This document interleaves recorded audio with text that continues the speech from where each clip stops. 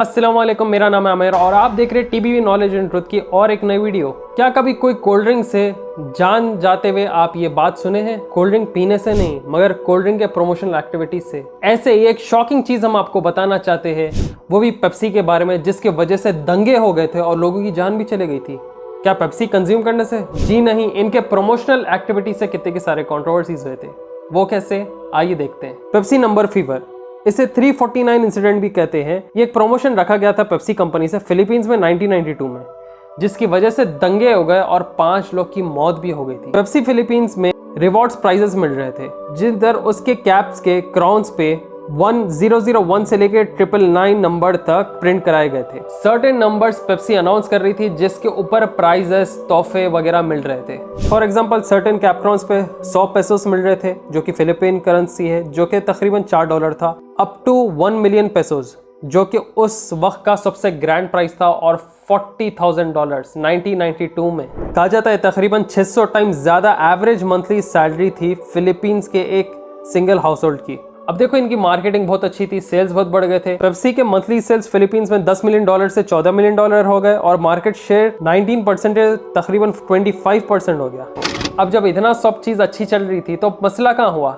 मई 25, 1992 को world tonight ने announce किया कि ग्रैंड प्राइस नंबर उस दिन का 349 होगा, 349, और ये grand price winning bottle caps Pepsi company से टाइटली कंट्रोल किए गए थे। अब कैसा था, पहले के ज़माने में आप कोल्ड ड्रिंक पियो, वो कैप ऊपर का निकालते कि मेटल कैप के पीछे आपको नंबर्स या और एक पेप्सी फ्री मिलेंगी वगैरह जो मिलता था। यहाँ पे वही फिलीपींस में सिमिलर टाइप का ऑफर था। अब इशू यहाँ पे बहुत बड़ा होता है। क्या पेप्सी की कंपनी से पता नहीं क्या मैल फंक्शन हो जाता है और तकरीबन 8 lakh regular bottle caps 349 number के साथ प्रिंट हो जाते, मगर बिना कोई सिक्योरिटी कोड के। अगर हिसाब डाले तो ये कैप्स का वर्थ होता है तकरीबन $32 बिलियन, जो आज के ज़माने में बहुत ज़्यादा है। उस दिन 8 लाख बॉटल्स डिस्ट्रीब्यूट है 349 सेम नंबर के साथ। यहाँ पे फिलीपीन के लोग जो है ना, वो कैप लेके सीधा रश करे पेप्सी के ऑफिस की तरफ। पेप्सी कंपनी को पता नहीं था कि हो क्या रहा है, और लेटर ऑन पता नहीं कुछ इंटरनल टेक्निकल मिस्टेक की वजह से हर बॉटल का कैप, तकरीबन 8 लाख बॉटल्स के कैप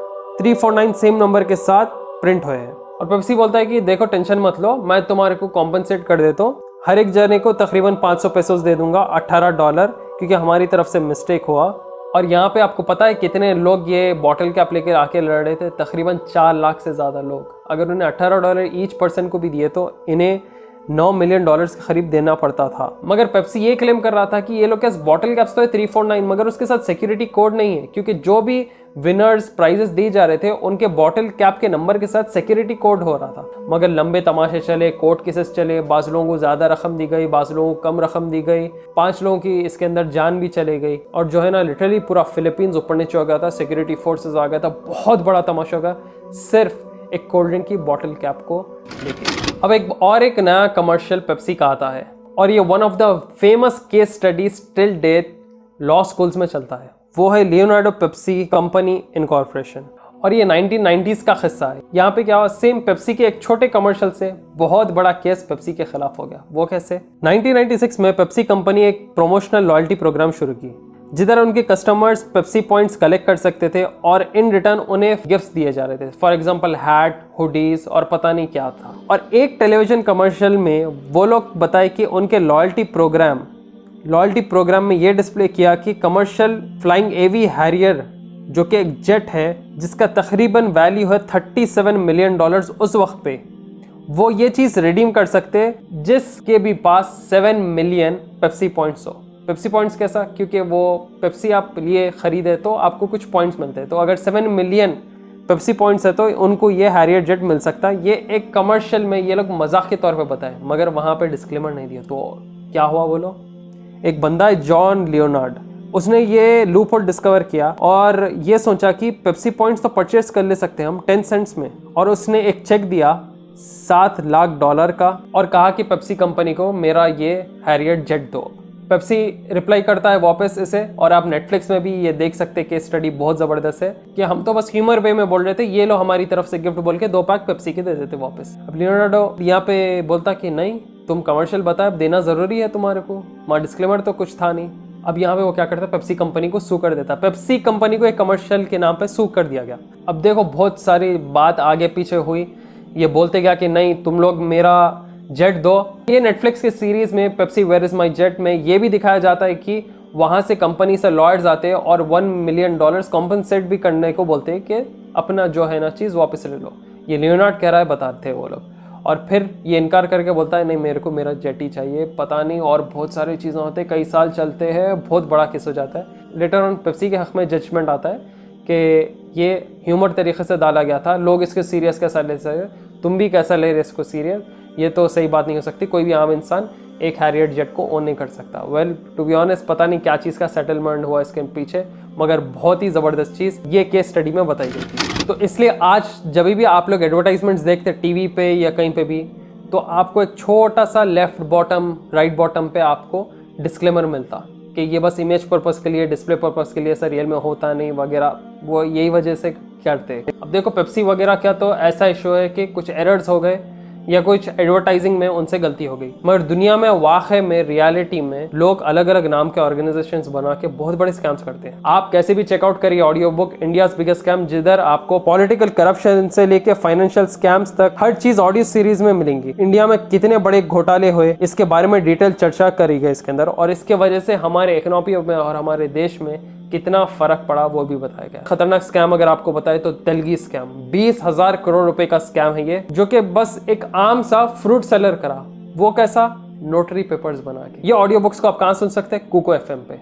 तो जल्दी जाओ, इसका लिंक मिल जाएगा नीचे डिस्क्रिप्शन में, वहां पे जाके आप फ्री में डाउनलोड कर ले सकते हैं। आप व्यूअर्स बहुत लकी है, क्यों बोलो, अगर आप लोग कोड यूज करें TB50 तो आप लोग को फर्स्ट मंथ का सब्सक्रिप्शन 50% ऑफ में है, मतलब 10,000 से ज्यादा ऑडियो बुक्स को एक्सेस आपको मिलेगा ओनली इन 49 रुपीज। वही आप 10,000 किताबों का हिसाब डालो कितने हजारों रुपए में हो जाएगा, और यहाँ पे first month subscription only in 49 rupees. क्या करना है, कोड यूज करना है TB50। तो देखो दोस्तों, नॉलेज इन्फॉर्मेशन मिल सकती है सिर्फ ऑडियो फॉर्म में ईयरफोन लगा के। कैसे भी जाइए ऑडियो बुक्स चेकआउट करिए, इसका लिंक मिल जाएगा नीचे डिस्क्रिप्शन में, वहां पे जाके आप डाउनलोड करके इन ऑडियो बुक्स को चेकआउट कर सकते हैं। और तो और भाई पेप्सी के नाम पे 119 बर्थडे का एक बहुत बड़ा स्कैम हो जाता है। ये स्कैम पेप्सी की तरफ से नहीं होता, मगर पेप्सी का नाम लेके करते हैं। अगस्त 17, 2022 को एक सर्वे आता है फेसबुक पे, जिधर कुछ चंद लोग पेप्सी ब्रांड का नाम अनएथिकल वे में यूज करते हैं। एक पेज नेम होता है Pepsi fans, FANES, normal fans नहीं, और ये क्लेम करता है कि ये गिफ्ट बॉक्सेस देंगे सॉफ्ट ड्रिंक्स के in the honour of companies 119 birthday anniversary. Normal लोग क्या बोलते हैं, अरे भाई 2 बॉक्स आ रहे, क्या चीज होगा कि देखेंगे, हमारे को रिटर्न में एनिवर्सरी गिफ्ट भी मिल रहा। मगर वो पेज पे ये बताया जाता है कि आप एक सर्वे कंप्लीट करो, सर्वे कंप्लीट होने के एंड में हम आपको 2 बॉक्सेस पेप्सी के दे देंगे। ये पेज या जो भी ये सर्वे वगैरह चला रहा था कैंपेन, वो पेप्सी कंपनी की नहीं थी, वो एक अनवेरिफाइड पेज था जो कि पेप्सी के नाम पे काम कर रहा था। और यही सेम कहते हैं कि इंडोनेशियन स्कैमर्स थे जो कि टारगेट कंपनी वॉलमार्ट जैसे बड़े से बड़े ऑर्गेनाइजेशंस को टारगेट किए थे। फैक्ट ये भी बताया गया था कि पेप्सी फैंस पेज जो है वो वेरीफाइड बैच के साथ बिल्कुल भी नहीं था। और ये सर्वे स्कैम में ये लोग क्या कर रहे थे कि ये लोग बड़े से बड़े प्राइजेस ऑफर कर रहे थे, और ये सर्वे के एंड में ऐसे चीज़ें कर रहे थे जिसकी वजह से आपके जो है ना बैंक अकाउंट को धक्का पड़ रहा था। कोई $750 का ट्रांसफ़र हो जा रहा था मोबाइल फाइनेंस ऐप से, कैश ऐप से। तो क्या कर रहे थे, जो लोग ये पोस्ट को देख के साइन अप कर रहे थे उन्हीं को लूट दे रहे थे। ऐसे कई किस्म के इंडोनेशियन स्कैमर्स, हैकर्स भी जो है ना आर्टिफिशियल पोस्ट बना के लोगों को लूट दिए, ये बताया गया था।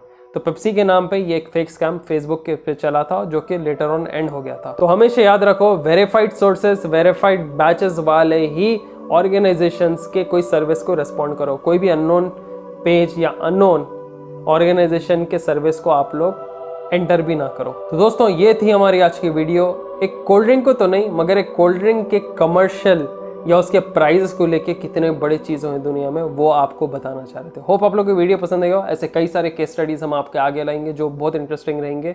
नए हैं हमारे चैनल को, please make sure to subscribe and hit the bell icon. Please कैसे भी कमेंट्स करें नीचे और बताएं हमें कि हम अगला वीडियो क्या बनाएं। सब्सक्राइब करें, लाइक कर दीजिए इस वीडियो को। फिर आएंगे जल्द एक नई वीडियो के साथ। वीडियो एंड होने से पहले एक बार फिर याद दिला दूं, तेलगी स्कैम और इंडिया के बिगेस्ट स्कैम्स, ये ऑडियो बुक्स चेकआउट करें आप कुको एफएम पे, जिसकी लिंक है नीचे डिस्क्रिप्शन में दी गई, और कोड यूज करें TB50 फर्स्ट मंथ सब्सक्रिप्शन और 10,000 ऑडियो बुक्स को एक्सेस ओनली इन 49 रुपीज। जी हाँ दोस्तों, कैसे भी जाओ चेकआउट करो। दुआ में याद रखिए। Till then take care and अस्सलाम वालेकुम।